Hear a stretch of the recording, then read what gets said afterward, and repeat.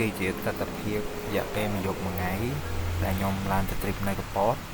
ហើយអ្នកនរគ្នាអាចមើលទេសភាពបានគឺស្អាតមែនតើសម្រាប់ខ្ទង់ខែនេះណាបើសិនជាយើងទៅលេងបាទអ្នកនរគ្នាដោយសារតែថ្ងៃដំបូងគឺយើងទៅ Gin Paradise កន្លែងជាទីសក្ការៈហើយអ្នកនរគ្នាមើលក្នុងវីដេអូបានអញ្ចឹងកន្លែងហ្នឹងខ្ញុំចង់បញ្យល់អ្នកនរគ្នាវិញថាសកម្មភាពនៅពេលដែលពួកយើងបន់ស្រន់ពួកយើងត្រូវធ្វើបែបម៉េចពួកយើងត្រូវដើរលើជើងអាហ្នឹងវាជាសកម្មភាពរបស់បុព្វបុរសខ្មែរយើងហើយនៅពេលដែលយើងបន់ស្រន់គឺយើងត្រូវដោះដោយជើងយើងកាន់ធុកយើងសំពះប៉ុន្តែនៅនេះយើងជាទីសក្ការៈគឺយើងត្រូវដឹកធុកចំនួន5វិស័យដែលពួកយើងត្រូវងើយមុខទៅមើលប្រភពរបស់ព្រះសិវៈដើម្បីឲ្យយើងបន់ស្រន់បួងសួងអញ្ចឹងដំណាក់កាលហ្នឹងគឺពួកយើងត្រូវបន់ស្រន់បែបម៉េចគឺពួកយើងត្រូវប្រាប់ពីឈ្មោះប៉ាត់របស់ពួកយើងអាយុហើយជាមួយនឹងអ្វីដែលយើងចង់បន់ស្រន់បើសិនជាយើងមានគូយើងអាចបន់ស្រន់ឲ្យមានកូនបើសិនជាយើងគ្មានគូយើងអាចបន់ស្រន់ឲ្យគ្មានគូយើងអាចបន់ស្រន់ឲ្យមានសុភមង្គលបានអញ្ចឹងកន្លែងនេះវាជាទីសក្ការៈមួយសម្រាប់ឲ្យពួកយើងបន់ស្រន់ឲ្យមានសេចក្តីសុខនិងឲ្យពួកយើងមានគូមានកូនតាមក្តីបំណងអញ្ចឹងឥឡូវយើងតទៅមុខទៅទីសក្ការៈបន្តទៀតសូអញ្ចឹងអាចចាប់ផ្ដើមដំបូងនៃការបួងសួងរបស់ពួកយើងខ្ញុំអាចនិយាយផងថានេះគឺជាព្រះគណេសដែលយើងសម្រាប់បួងសួងនៃភាពឆ្លៀសវៃในការដោះស្រាយបញ្ហាមួយបែបអញ្ចឹងទៅអញ្ចឹងในការបួងសួងវាអត់មានអីខុសគ្នាដូចការបួងសួងមុនដូចគ្នាអញ្ចឹងនេះគឺជាប្រកាសនិងរូបបដិមារបស់ព្រះគណេសអញ្ចឹងអត្ថន័យរបស់ព្រះគណេសយើងក៏ធ្លាប់អាចនឹងថារៀនមកទៅដឹងមួយចំនួនហើយអញ្ចឹងខ្ញុំក៏នឹងបញ្យល់ដូចគ្នាថាព្រះគណេសគឺគាត់តំណាងឲ្យអ្វីគឺគាត់តំណាងឲ្យភាពវៃឆ្លាតការដោះស្រាយបញ្ហាដោយភាពវៃឆ្លាតនេះហើយគឺជាតំណាងអត្ថន័យនៃព្រះគណេសអញ្ចឹងយកបរិរូបព្រះរាហូអញ្ចឹងយើងអាចមើលបានខ្ញុំអាចซูមឲ្យអ្នកគ្នាបានកន្លែងនេះគឺជារូបភាពអត្ថន័យរបស់ព្រះរាហូខ្ញុំក៏អត់បានអានឲ្យច្រើនដែរដោយសារខ្ញុំអត់បានមកបន់ស្រន់កន្លែងនឹងបន្តសូខ្ញុំត្រូវតទៅមុខទៀតហើយខ្ញុំនឹងប្រាប់អត្ថន័យតទៀតឲ្យអ្នកនរគ្នាបានដឹងពីបដិរូបនីមួយនិងអត្ថន័យនៃការបួងសួងរបស់បដិរូបនីមួយឲ្យអ្នកនរគ្នាបានដឹងអញ្ចឹងពួកយើងបន្តទៅមុខទៀតអញ្ចឹង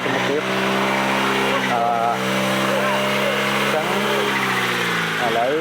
ក្រុមគ្រួសាររបស់ពួកខ្ញុំបានមកដល់ទីនេះហើយយើងអាចនឹងនិយាយថាយើងមកបួងសួងបន្តទៀតអញ្ចឹងខ្ញុំធ្វើការបួងសួងហើយអញ្ចឹងនៅក្នុងអត្ថន័យហ្នឹងខ្ញុំចង់បញ្យល់អ្នកនរគ្នាថាព្រះម៉ែធរណីយើងធ្វើការបន់ស្រន់សម្រាប់ការឲ្យយើងជោគជ័យនៅក្នុងការងារការឡើងតំណែងខ្ពស់ឬក៏បានការងារល្អអញ្ចឹងទៅអញ្ចឹងវាគឺជាជាទីសក្ការៈមួយសម្រាប់ពួកយើងឲ្យពួកយើងបន់ស្រន់នៃការទទួលបានការងារអីបែបហ្នឹងទៅហ្នឹងវាជាការបន់ស្រន់នៃប្រមាណអ្នកគីប្រមាណធរណីអញ្ចឹងកន្លែងហ្នឹងខ្ញុំចង់បញ្យល់អ្នកនរគ្នាថាវាហាក់ខុសប្លែកពី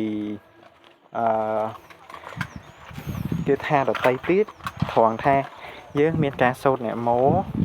ហើយក៏យើងមានការសូត្របល័យមួយចំនួនដែលថាវាគឺជាភាពខុសប្លែកមួយចំនួនដោយសារវាគឺជាបល័យអ្នកម៉ូតាសាក់វាគឺជាបល័យទូទៅដែលអ្នកនរគ្នាបានស្គាល់ហើយ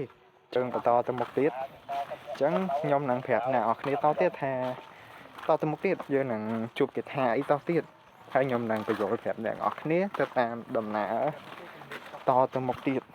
ថានឹងមានអត្ថន័យអីតទៀតសូឥឡូវយើងចាប់ដើមតទៅមុខទៀតហើយនេះគឺជាម៉ាក់ប៉ារបស់ខ្ញុំដែលពួកគាត់ពងថតរូបអញ្ចឹងដោយសារនៅនេះវាចំណាប់អារម្មណ៍ប្លែកភ្នែកของមួយត្រង់ថាពួកយើងបានទេសភាពប្លែកភ្នែកយើងមើលទៅក្រោយគឺយើងឃើញភ្នំយើងមើលទៅជុំវិញខ្លួនយើងគឺយើងមានតែភ្នំទេប៉ុន្តែយើងចាប់អារម្មណ៍មួយគឺថាវាមានពណ៌បៃតងលាយជាមួយនឹងពណ៌ដីក្រហមអញ្ចឹង វាជាចំណាប់អារម្មណ៍មួយដែលថ្លៃផ្នែកấyបាទចឹងហើយឥឡូវពួកយើងត្រូវការធ្វើការទៅបន់ស្រន់បន្តទៀតជាមួយនឹងបដិរូបមួយរូបទៀតយើងអត់ទាន់ដឹងថាបដិរូបហ្នឹងគេហៅថាឈ្មោះអ្វីយើងក៏មិនដឹងថាអត្ថន័យនៃបដិរូបហ្នឹងយើងបន់ស្រន់សម្រាប់ឲ្យគេដែរឬក៏យើងបួងសួងសម្រាប់អ្វីដើម្បីអ្វីដូចគ្នាចឹងឥឡូវខ្ញុំបួងសួងហើយយើងបានចូលពីអត្ថន័យនៃព្រះសិវលីខ្ញុំអាននេះខ្ញុំក៏ប្រកាសថាខ្ញុំអានត្រូវឬខុសដែរចឹងកន្លែងហ្នឹងគឺព្រះអង្គចង់បញ្ជាក់ឲ្យយើងដឹងថាវាបួងសួងឲ្យមានសេចក្តីសុខមានសេចក្តីចម្រើនជាភាសាការធ្វើដំណើរទៅណាគឺពួកយើងឲ្យមានសេចក្តីសុខមានតែសេចក្តីចម្រើនមិនឲ្យមានបញ្ហានៅតាមផ្លូវអញ្ចឹងកន្លែងហ្នឹងឯងគឺជាការបួងសួងយើងទូទៅបច្ចុប្បន្នគឺយើងតែងតែបួងសួងកុំឲ្យមានបញ្ហាកុំឲ្យជួបរឿង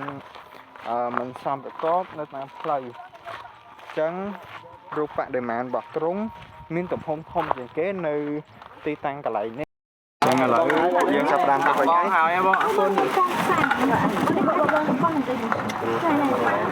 យើងចាប់ផ្ដើមទៅកន្លែងដែលពួកយើងចង់បាន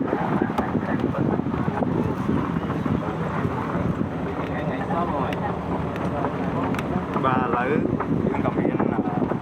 ជាទេសចរគាត់មកដែរ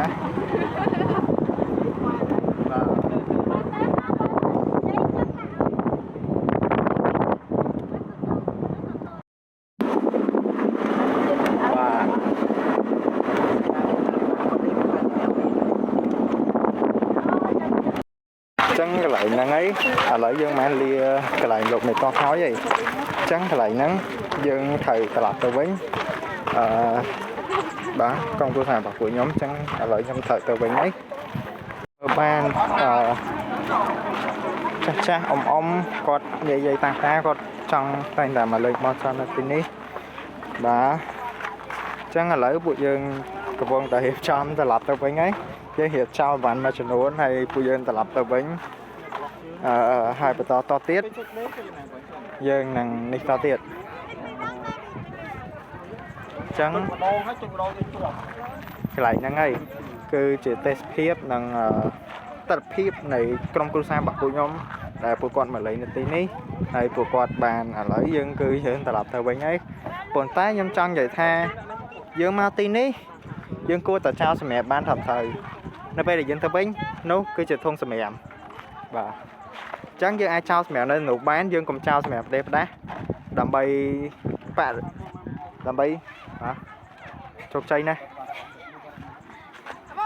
ចូលឡានចូលអញ្ចឹងឥឡូវយើងត្រឡប់ទៅវិញហើយអូខេយើងក៏រៀបលាអ្នកនរគ្នានៅពេលដែលខ្ញុំដើរប៉តខ្ញុំនឹងចាប់ដើមម្ដងទៀតឥឡូវយើងធ្វើការធ្វើដំណើរតទៀតទៅណាទៅកប៉តចេះតែមិនកប៉តយើងទៅកែបវិញទៅកែបហើយទៅតែប្រហែលជាយើងត្រូវទៅផ្សារដើម្បីទៅទិញម្ហូបសិនហើយយើងឡើងទៅកែបបន្តទៀតបាយកាមេរ៉ាមកបាទណាទៅបាទអញ្ចឹងឥឡូវយើងត្រឡប់ទៅវិញហើយបាទយើងអាចមើលបាននោះខ្លោងទ្វារគឺនោះឡានវាប្លែកមែនតើដេកគ្រប់គ្នាទេបាទខ្លោងទ្វារយើងអាចនិយាយថាយើងមើលទៅធំវាប្រៀបដូចជាកន្លែងនៅឥណ្ឌាតែយើងមើលទៅគឺស្អាតឥឡូវយើងកំពុងតែត្រឡប់ទៅវិញហើយអញ្ចឹងបន្តទៀតខ្ញុំនឹងប្រាប់អ្នកនរគ្នាតទៀតប្រាប់ផ្លូវផងថាជិះមកដល់ទៅណាប៉ុន្តែយើងមើលទៅកន្លែងនេះគឺយើងប្រើស្មៅប៉ាត់ប្រកបយើងមិនបាក់ស្មៅបាក់នេះមកទេគឺយើងតាមស្មៅហ្មងបាទក្បាលវាធំខ្ញុំមិនដឹងថានៅខ្លងវាមានពុកបាត់ហ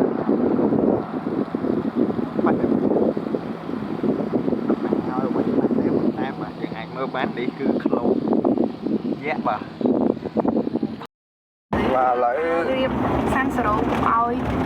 ខ្លោចធ្វើការលាបរបស់យើងសាំងស្គ្រីនមួយបាទដើម្បីមកនេះខ្ញុំភ្លេចប្រាប់អ្នកនរគ្នាថាពួកយើងមកនេះឥឡូវពួកយើងចូលវត្តសិន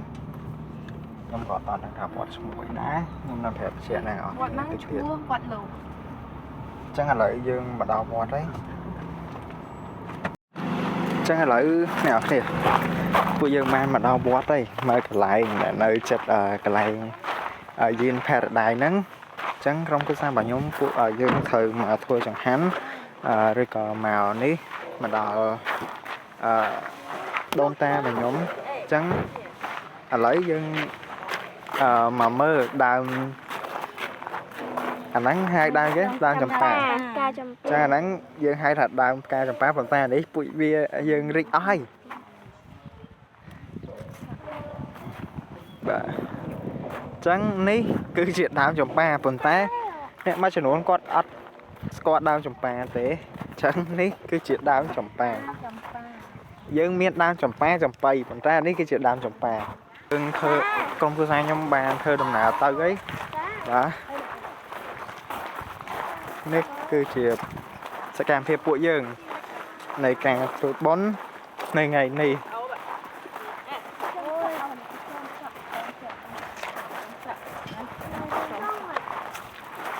chẳng dương ai tha lấy dương mơ bị ca trong sọ đại ca pra ca chấm phá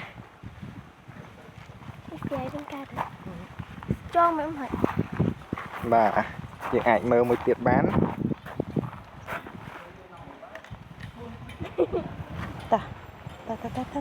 ta lấy bụi dương thơ ca to tới một tiết đầm bay chỉ cái chấp đám này ca và kênh và sáng rồi cách đồng bãi ở dương admin ấy thông đông là tha chỉ một hộp ha rồi có chẳng hạn này tây dương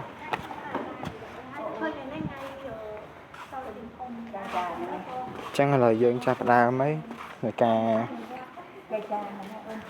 chắc đam bảo phụ dưỡng chẳng ní cứ chỉ sẽ cầm mặt hiếp ba con cứ xem bảo phụ nhom con bàn chắc đam hiệp chồng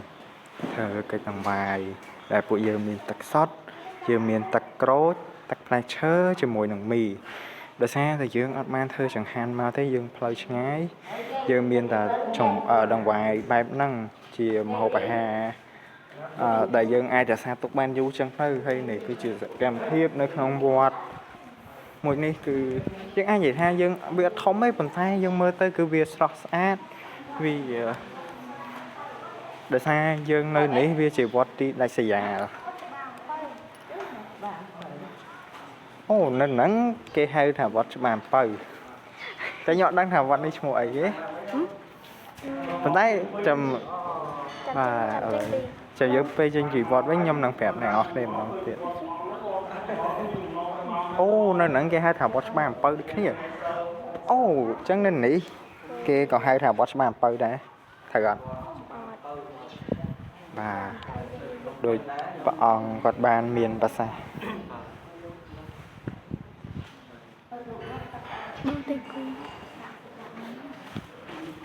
và đôi ra ngày ní cứ chỉ khu lục ta bảo nhôm còn để bàn cháy than thôi trắng nhôm bàn hiệp chồng thì sân này sàn thoai chun cột được nhiều vì chỉ cả chắc đang